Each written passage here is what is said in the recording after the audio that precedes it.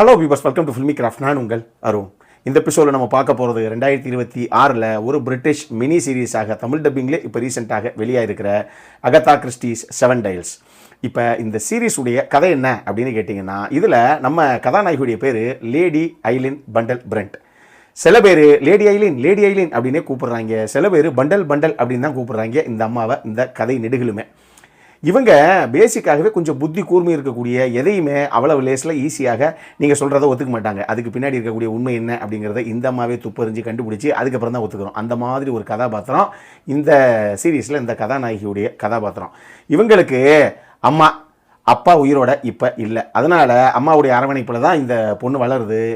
இவங்களை பொறுத்தளவுக்கு அப்பா இருக்கிற வரைக்கும் கொஞ்சம் வசதி வாய்ப்பு எல்லாம் வருமானம் வர்றது அப்படி இப்படின்னு எல்லாம் இருந்ததெல்லாம் ஓகே. இப்போ இவங்க ஒரு பெரிய மேன்ஷன் மாதிரி ஒரு வீட்டில் தான் இருக்கிறாங்க.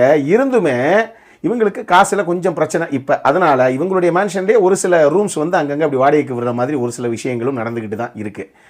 இந்த கதையுடைய ஆரம்பத்திலேயே அங்கே ஒரு பெரிய பார்ட்டி ஒன்று ஆர்கனைஸ் பண்ணப்பட்டிருக்கு. பெரிய பெரிய ஆளுகள்லாம் அந்த பார்ட்டியை வந்து அட்டன் பண்ணுறாங்க. அதில் ஜெரிவேட் அப்படின்னு சொல்லி ஒரு நபர், அந்த நபர் கதாநாயகியை பார்த்த உடனே ரெண்டு பேரும் ஒருத்தருக்கு ஒருத்தர் ரொம்ப பிடிச்சி போயிடுது. அவர் அடுத்த வாரம் நான் ஒரு பார்ட்டிக்கு போகிறேன், கண்டிப்பாக நீ என் கூட வர்றேன் அப்படிங்கிறாரு. கதாநாயகி நான் கண்டிப்பாக வரேன் உங்களோட அப்படிங்கிற மாதிரி சொல்கிறாங்க.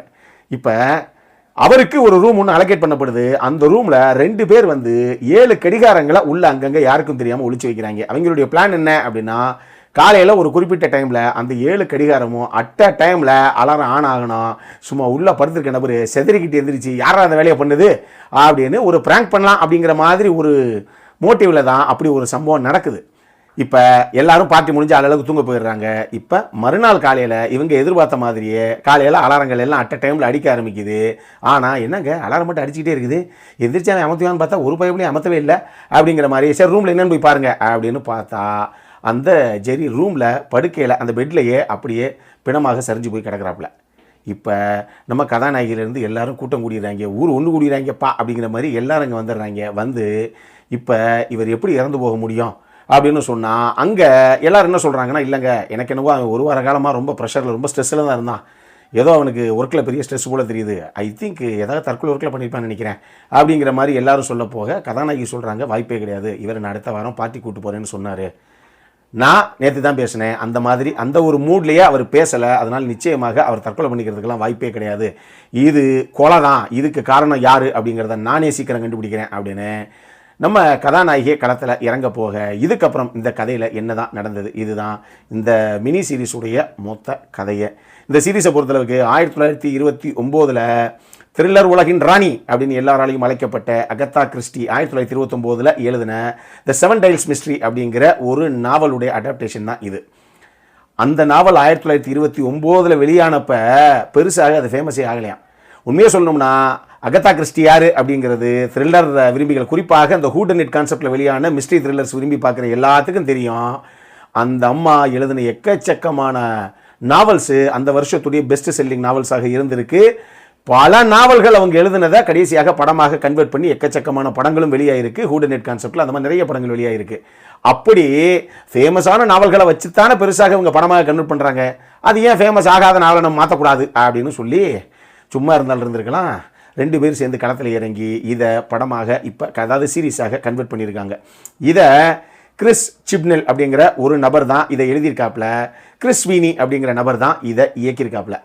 இதை பொறுத்தளவுக்கு இதில் முக்கியமான கதாபாத்திரங்கள் அப்படின்னா ஆக்சுவலி ஒரு 6-7 கதாபாத்திரங்கள் இருக்காங்க. ஏன்னா பொதுவாகவே இந்த ஹூடனிட் கான்செப்ட் அப்படின்னு வந்துருச்சுனாவே ஒரு வீட்லையோ இல்லை ஒரு இடத்துலையோ ஒரு 7-8 பேர் இருப்பாங்க. இதில் யாராவது ஒருத்தர் திடீர்னு படுகொலை செய்யப்படுவாங்க. அப்போ மீதி இருக்கக்கூடிய அந்த 6-7 பேரில் யார் கொலகாரனாக இருக்கும் அப்படின்னு படம் பார்க்குற இல்லை அந்த சீரீஸ் பார்க்குற ஆடியன்ஸுக்கு நமக்கு அவங்க மேலெலாம் சந்தேக பார்வை விழுகணும். அந்த மாதிரி தான் திரைக்கதையும் செட் அவுட் பண்ணப்பட்டிருக்கும் இந்த மாதிரி கதைக்களங்களில். அந்த மாதிரி வேணும்ல அப்படிங்கிறதுக்காக இவங்க பக்காவாக ஒரு மேன்ஷன் அங்கே நடக்கக்கூடிய ஒரு கொலை, இதுக்கு காரணமாக யார் இருப்பா அப்படிங்கிற மாதிரி கிட்டத்தட்ட ஒரு 7-8 கதாபாத்திரங்கள் வருது. ஆனாலும் இந்த 7-8 பேர் பேரை சொல்கிறது பெரிய விஷயம் இல்லை. ஆனால் இதை சொன்னோம்னா குறிப்பிட்டு இவங்க நல்லா பண்ணியிருக்காங்க அவங்க நல்லா பண்ணியிருக்காங்கன்னு நான் சொன்னேன்னாவே உங்களுக்கு அப்போ ஒரு வேளைக்கு இவங்களாக தான் இருக்கும் அப்படிங்கிற மாதிரி ஒரு விஷயத்துக்கு நீங்கள் அறைவாயிடுவீங்க. அதனால் அதை நான் சொல்லலை. 2 பேர் நான் சொல்கிறேன். ஒன்று மியா மெக்கன்னா ப்ரூஸ், அவங்க தான் கதாநாயகியாக பண்ணியிருந்தாங்க. நல்ல ஒரு பர்ஃபார்மன்ஸ். ஆக்சுவலி இந்த கதைக்கு அந்த கதாபாத்திரம் எப்படி பிஹேவ் பண்ணணுமோ அந்தளவுக்கு தேவையான விஷயங்களை அவங்க in terms of performance pull off பண்ணியிருந்தாங்க. மார்ட்டின் ஃப்ரீமன் அவர் ஒரு போலீஸ் ஆஃபீஸர் மாதிரி ஒரு கேரக்டர், அது ஒரு நல்ல கேரக்டர். அந்த கேரக்டர் ஒன்று பண்ணியிருந்தார். இது போக வேறு யாரையும் நான் சொல்ல முடியாது. ஏன்னா யார் என்ன ஏதுங்கிறது இங்கே ரிவீல் ஆகிடுங்கிறதுனால நான் அதை சொல்லலை. எனக்கு இதில் பிடிச்ச விஷயம் என்னென்னா 1925 தான் இவங்க இந்த சீரியஸில் சித்தரித்த கதைக்களத்தின்படி கதைக்களம் நடக்குது. ஸோ 1925 அப்படிங்கும்போது இது ஒரு ஹிஸ்டாரிக்கல் இல்லை ஒரு பீரியட் ட்ராமா, ஒரு செட்டப்புக்கு போகணும். அது கனக்கச்சிதமாக இந்த டீம் கொண்டு வந்திருக்கு. நிச்சயமாக production design, sound design, costumes, makeup அதை அட்டகாசமாக பண்ணியிருக்காங்க. டிஐ டீமும் தேவையான விஷயங்களை நீட்டாக கொண்டு வந்திருக்கு. இந்த அளவுக்கு அதை ஒரு பீரியட் ட்ராமாவாக செட் அவுட் பண்ண விதத்தில். ஆனால் இதில் பிரச்சனை என்ன அப்படின்னு கேட்டிங்கன்னா, இது மொத்தமே ஆக்சுவலி எக்ஸ்பெக்டேஷனை செட் அவுட் பண்ணிடுறேன். 3 எபிசோடு தான், எல்லாமே 50லேருந்து 55 நிமிஷம் ஓடுது. டோட்டலாக ஒரு 2.25 மணி நேரம் தான் ஓடுன்னு வச்சுக்கோங்களேன். ஆனால் இதில் மேட்ரு என்னென்னா, இதில் முதல் ஒரு எபிசோட்லேருந்து ஒரு 1.25 எபிசோடே வச்சுக்கோங்களேன். இந்த 1 எபிசோடுக்குள்ளே எப்போ ஒரு கொலை நடந்துருச்சு அப்படின்னா ஒருவேளைக்கு இவங்களா இருப்பாங்களோ, இல்லைங்க எனக்கு என்னமோ இவங்க தான் படுது அப்படிங்கிற மாதிரி ஒரு ஃபீல் வரணும் இல்லையா? இறை மேலேயுமே நமக்கு சந்தேக பார்வையே விழுக மாட்டேங்குது 1.5 மணி நேரத்து வரைக்கும். 1.5 மணி நேரம் கழிச்சு இவங்க ஒரு சம்பவத்தை பண்ணி விட்டு கொஞ்ச நேரத்தில் உண்மையாகவே இந்த மாதிரி ஹூட நீட்டில் நிறைய படங்கள் நீங்கள் பார்த்துருந்தீங்க அப்படின்னா எனக்கு என்னவோ இந்த கதாபாத்திரமாக இருக்குன்னு தோணுது அப்படின்னு நம்ம யார் நினைக்கிறோமோ, கடைசியில் அந்த பயவில் தான் முக்கியமான ஒரு ஆள் அப்படிங்கிற மாதிரி இவங்க கொண்டு வந்து சேர்க்குறாங்க. ஏங்க என்ன 1.5 எபிசோடுக்கு எவன் மேலே சந்தேகமே வரல. அடுத்த 1.5 எபிசோடில் அது ஆரம்பித்த கொஞ்ச நேரத்திலேயே எனக்கு என்னமோ இந்த பயவில் ஏதோ பண்ணுதுங்க அப்படிங்கிற மாதிரி ஒரு கதாபாத்திரத்து மேலே நமக்கு வருதுன்னா அதுக்காக அதுவே வரும். நல்ல சந்தேகம் வந்துச்சு. கரெக்டாக அந்த 1-2 கதாபாத்திரங்கள் மேலே தான் ஹெவியாக நமக்கு டவுட் வந்துச்சு. அந்த 1-2 பேர் தான் அப்படிங்கிற மாதிரியே கொண்டு போய் இவங்க பண்ணியிருக்காங்க ஒரு சில சம்பவங்களை. அதனால இது ப்ரிடிக்டபுளாக இருக்கிறதுக்கு நிறைய வாய்ப்புகள் உங்களுக்கு இருக்குது. இதில் மேட்ரு என்னென்னா, அகத்தா கிறிஸ்டி எழுதும்போது 1929 எழுதின அந்த ஒரிஜினல் நாவல் இருக்கு இல்லையா, அந்த நாவலில் அவங்க ரொம்ப சுவாரஸ்யமாக ஒரு சில விஷயங்களை சித்தரிச்சிருக்காங்க.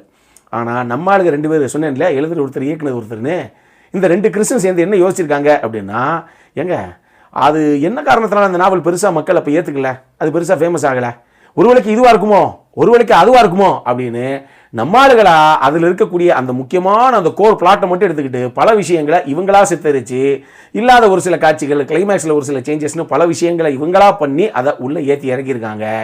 உண்மை என்ன அப்படின்னா, அந்த நாவலை படித்த பல பேர் ஏங்க அது ஃபேமஸ் ஆகலைங்கிறதாங்க பிரச்சனையே தவிர அது நல்ல நாவல் தாங்க, அந்த அம்மா எப்படி எழுதி வச்சிருந்துச்சு, இவங்க எப்படி எடுத்து வச்சிருக்காங்க பாருங்க அப்படிங்கிற மாதிரி சொல்லிவிட்டாங்க. உண்மையாக அப்படி ஒரு ஃபீலை தான் இந்த சீரீஸ் நமக்கு கொடுக்குது.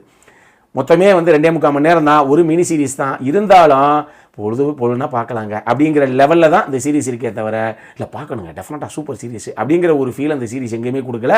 வளவலா குளவலான்னு இழுத்தடிச்சு வச்சுருக்காங்க. அந்த மாதிரி ஒரு ஃபீலை தான் இந்த சீரீஸ் நமக்கு கொடுக்குது.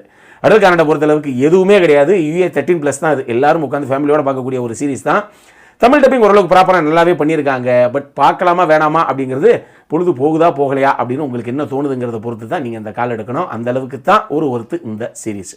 அப்புறம் என்ன, இதே மாதிரி இன்னொரு வீடியோவோட அடுத்த முறை உங்களை சந்திக்கிற வரைக்கும் இட்ஸ் அருண் சைனிங் ஆஃப்.